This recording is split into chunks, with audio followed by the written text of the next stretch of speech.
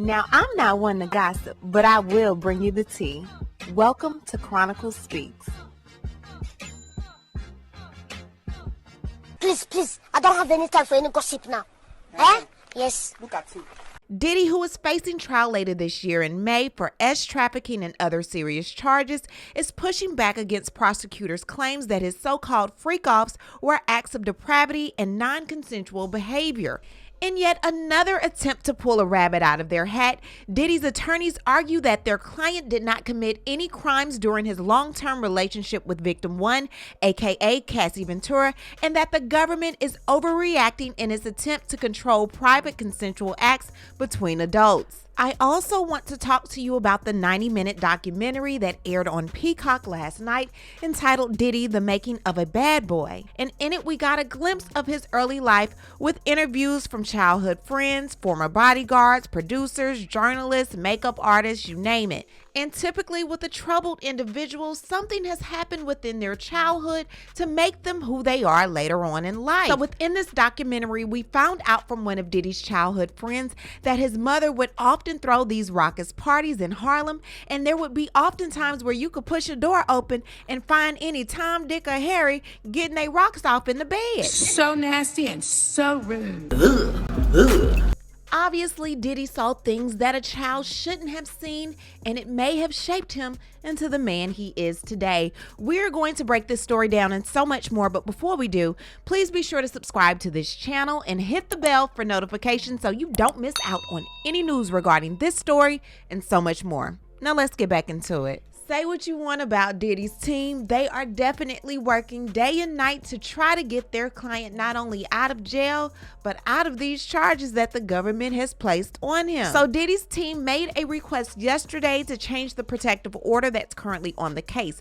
Now, the current protective order only allows Diddy and his team to view certain video evidence in person under supervision, rather than receiving electronic copies. Now, the videos in question are 9 alleged freak-off videos, including both Diddy and Cassie Ventura, as well as some other individuals. Now, the defense team argues that these videos are essential to proving Combs' innocence, as they show consensual sexual activity between both him and the alleged victim number 1, which happens to be Cassie. The videos directly contradict the government's accusations, which include claims of coercion and sex trafficking. According to Diddy's team, not only did Cassie consent to these videos with her longtime partner Diddy, but she also thoroughly enjoyed herself. They state that the recordings also directly refute the allegations that Mr. Combs kept these videos as collateral. These recordings were not on Mr. Combs' devices and were not seized from his homes.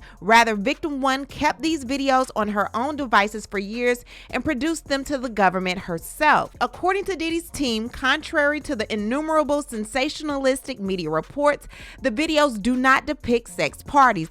There are also no secret cameras, no orgies, no other celebrities involved, no underground tunnels, no minors, and not so much of a hint of coercion or violence. Far from the government's lurid descriptions, the videos show adults having consensual sex, plain and simple. At bottom, this case is about whether victim 1 was or was not a willing participant in the private sex life with Mr. Combs, and they're stating that these videos confirm that she plainly was. Cassie handed 9 videos, including 6 sexual encounters between her and Diddy, to her attorney. Her attorney gave them to the government. The government said, look, we have received these videos. We promised Cassie and her attorney that they wouldn't get out. The only way that we can ensure that is through a protective order. So they asked the court to grant that protective order, stating that the defense cannot receive electronic copies of those videos and they have to be supervised when watching them. So Diddy's team agreed to those terms back in October, but now they're saying the only reason why they made that agreement is because they did not want to receive any further delays when it came to receiving discovery. Diddy's team is now requesting that the protective order be modified because the defense needs to be able to access the videos electronically so they can analyze them, improve the audio and the video quality, and prepare trial exhibits. Without this, they're saying they're unable to use the evidence effectively. Lastly, the defense argues that denying them access to the videos would infringe upon Combs' due process rights, specifically the right to present a full and meaningful defense. I don't know about y'all, but I do not trust Diddy's team. I have a feeling those videos will end up on the World Wide Web, and somehow his team will blame the prosecution, saying they put it out there to make the defense look bad. I'm not with it. I'm not for it. Y'all legal eagles, get in the comments and tell me, do they really need the videos? Are they gonna slide them to Diddy so he could view them in his cell so he can have something to look at during the night? Okay, so let's go ahead and switch gears. Let's talk about the documentary which aired on Peacock yesterday, entitled Diddy, the Making of a Bad Boy. So in it, we learned that Diddy was this rich kid that was bullied often because he was different from the rest. He didn't dress like the rest. You could look at this kid and tell he had money. He had Gucci watches at an early age. His mom made sure he stayed fly. So with being bullied, with being so different, with losing his dad at an early age, his mom moving him away, Diddy wanted to feel accepted. Now, prior to his dad passing, Diddy's mom and dad had this home built. The home is very roomy, very spacious. So Janice, Diddy's mother, decides to move another female in who has a son as well, who is older than Diddy, who she wants to look after Diddy. And I look at him like, oh my God, this guy is different. He's the one in the hat. And you can see he has jewelry on, he has rings on, he has bracelets on. This is a 4-year-old in a 30-year-old's wardrobe. Tim, who grew up in the home with Diddy just like a brother, was asked the question, what do you think made Diddy the monster he is today? And he had this to say. I don't know the answer to why, but I truly believe it all goes back to childhood.